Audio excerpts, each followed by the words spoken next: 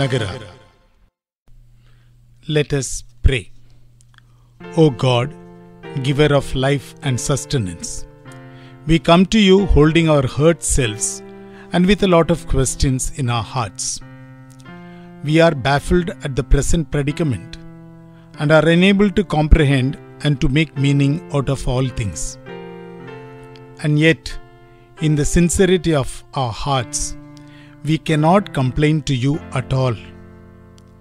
Those who could probably complain are silent, accepting all things as coming from you.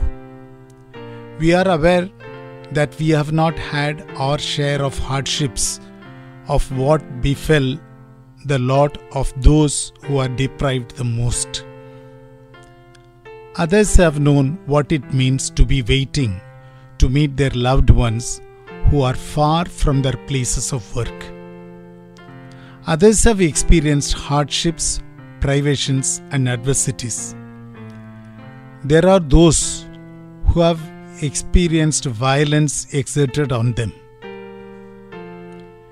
There are those who are unable to venture to get medicines for their loved ones because they don't have the money. We have witnessed what it means to be waiting to get through another day without food for the family members and children. We have seen helplessness in the eyes of the poor who wait for a little succurrence to live through their struggles. We have not known what it means to lose a loved one and not allowed to reach there. We have not known what it means to be in pain and anguish or inability to be of service at a moment of need of a relative.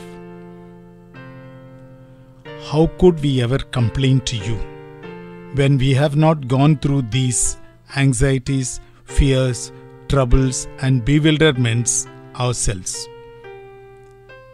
Forgive us, Lord. Help us to be sensitive to those in need and to reach out to do our best in any given situation. This prayer we make in Jesus' name. Amen.